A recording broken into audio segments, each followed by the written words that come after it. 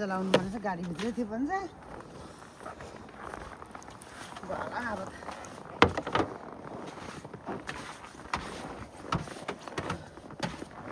सक्का use गरेर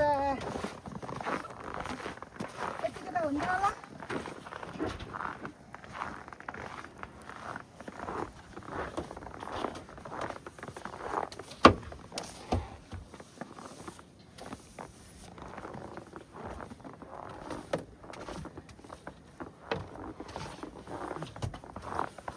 नसरी चाहिँ कहाँ जानु पाउँदैन यताबाट त हावाले फुलेर चाहिँ हेर्नु आउँदो रहेछ अनुहारतिर अब चाहिँ भाइको गाडी चाहिँ होस् नसर्ने हाम्रै मात्रै सरेको यस्तो चिसो छ नि त फेरि 100% आइरहेको छ साथी हिउँ चाहिँ हिउँले कहिले छोडेन हामीलाई यस्तो छ